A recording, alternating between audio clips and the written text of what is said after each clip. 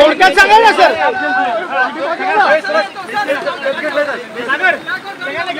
सगळ्यांना घेऊन ये रे तू. सर एक मिनिट थांब रे. एक मिनिट थांब ना. Sir Bhujbal sir 2 minute.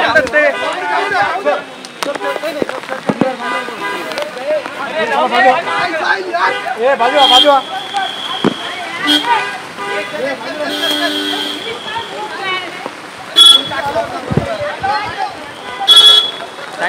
तर छगन भुजबळ यांनी शरद पवार यांची भेट घेतली आहे. याच भेटीनंतर ते सिल्वर निवासस्थानावरून आता बाहेर पडलेले आहेत. या भेटीच्या संदर्भात ते नेमकी काय माहिती देतात आणि माध्यमांशी नेमकं काय बोलतात याकडे सगळ्यांचं लक्ष असणार आहे. गेल्या काही काळापासून छगन भुजबळ आपण पाहतोय हे नाराज असल्याची सुद्धा चर्चा रंगलेली होती. दुसरीकडे कालच त्यांनी बारामतीमध्ये शरद पवार यांच्यावर जोरदार टीका केली आणि या सगळ्या घडामोडींच्या पार्श्वभूमीवर या भेटीमध्ये नेमकं काय घडलंय आता हे पाहणं महत्त्वाचं असणार आहे.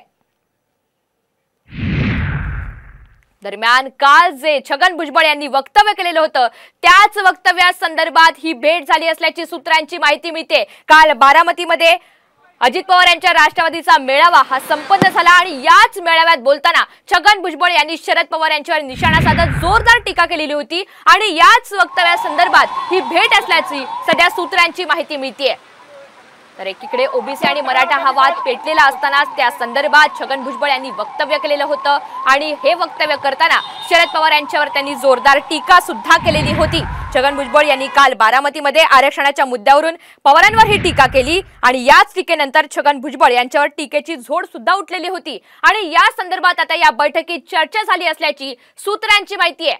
तर बंगल्यावर जाऊन बोलणार अशी प्रतिक्रिया छगन भुजबळ यांनी आता व्यक्त केलेली आहे. आपण पाहतो या दोन्ही नेत्यांमध्ये आता बैठक झालेली असून चर्चा झालेली असून सिल्वर ओक निवासस्थानावरून सध्या छगन भुजबळ बाहेर पडलेले आहेत आणि बंगल्यावर जाऊन बोलणार अशी प्रतिक्रिया भुजबळ यांनी आता माध्यमांशी व्यक्त केली आहे.